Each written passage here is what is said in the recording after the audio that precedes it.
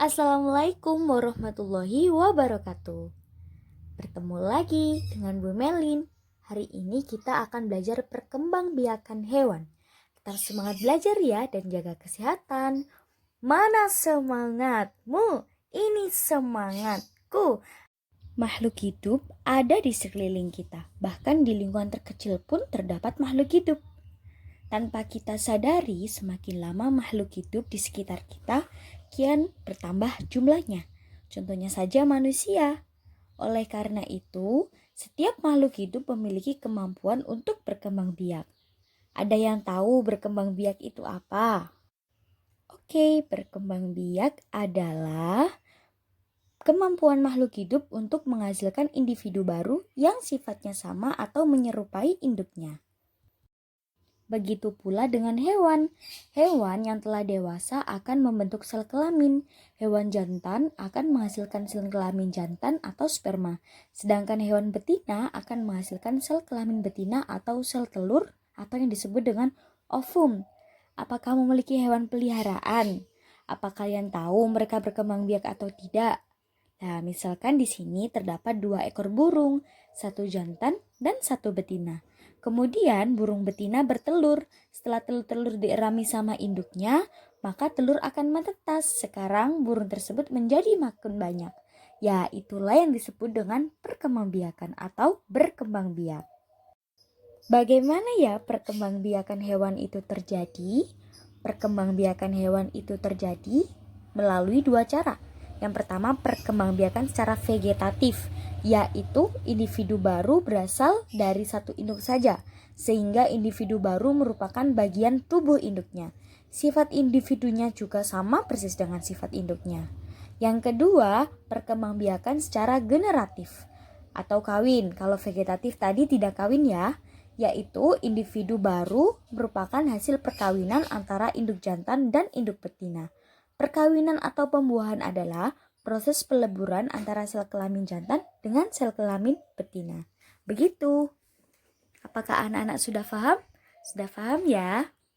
Apa anak-anak tahu contoh dari perkembangbiakan secara vegetatif dan generatif? Ya, contohnya mari kita simak.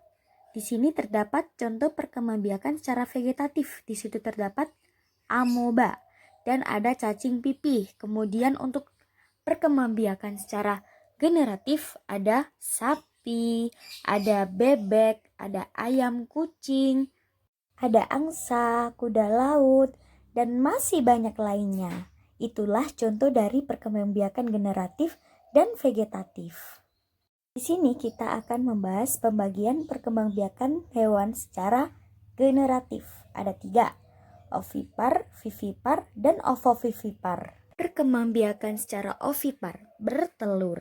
Ovipar adalah perkembangbiakan yang dilakukan dengan cara bertelur.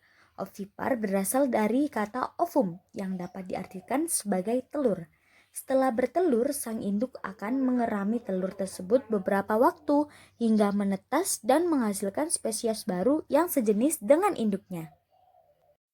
Bisa juga diartikan sebagai hewan yang embrionya berkembang biak di dalam telur.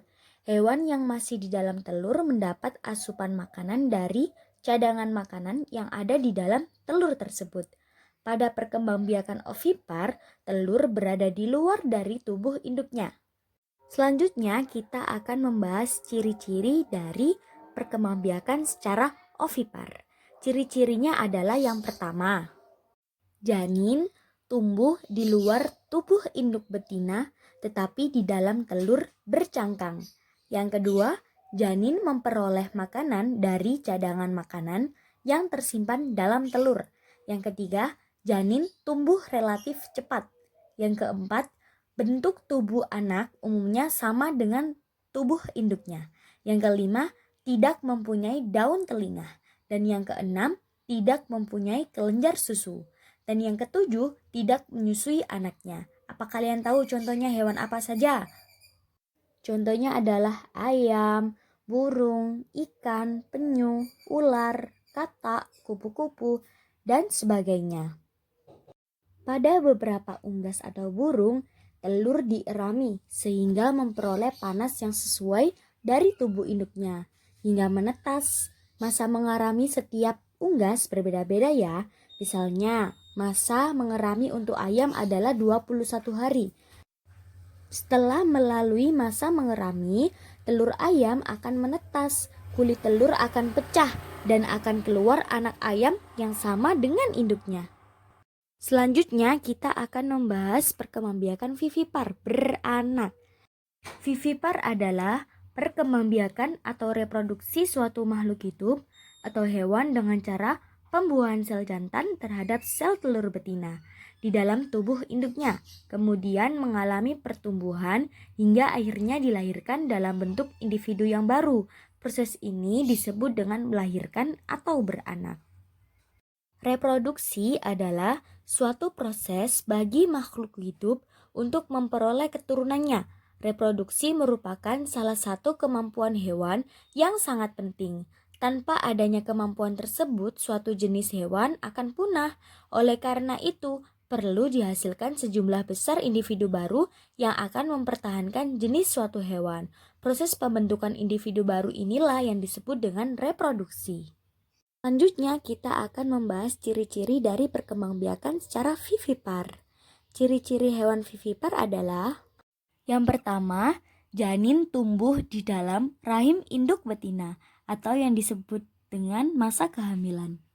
Yang kedua, janin memperoleh makanan dari induknya dengan perantara tali pusat atau yang disebut dengan plasenta.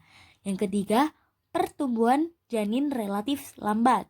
Yang keempat, bentuk tubuh anak yang lahir sama dengan bentuk tubuh induknya. Yang kelima, mempunyai daun telinga. Dan yang keenam, induk betina menyusui anaknya. Apa kalian tahu contohnya? Mari kita bahas contohnya. Contohnya adalah kucing, sapi, kambing, paus, lumba-lumba, kelinci, macan, dan masih banyak lagi. Hewan menyusui anaknya disebut dengan hewan mamalia. Yang terakhir kita akan membahas perkembangbiakan hewan secara ovovivipar. Ada yang tahu ovovivipar itu apa? Ovovivipar adalah perkembangbiakan atau reproduksi suatu makhluk hidup hewan dengan cara penggabungan antara ovipar bertelur dan vivipar beranak. Ovovivipar, embrionya berkembang biak di dalam telur dan telur tetap berada di dalam tubuh induknya sampai telur menetas. Setelah menetas, baru individu baru akan keluar dari tubuh induknya. Ciri-cirinya adalah hewan ovovivipar tidak memiliki ciri-ciri khusus. Yang membedakannya hanyalah dimulai dari proses pembuahan menjadi telur hingga menetas terjadi di dalam tubuh induknya. Lalu kemudian ciri khas binatang ovovivipar yaitu embrionya berkembang biak dan tumbuh di dalam telur.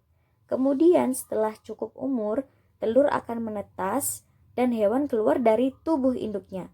Cadangan makanan diperoleh embrio berasal dari dalam telur tersebut, jadi bukan dari tubuh induknya.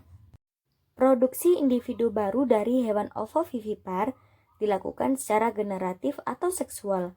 Hasil dari pembentukan secara generatif atau seksual akan menghasilkan zigot.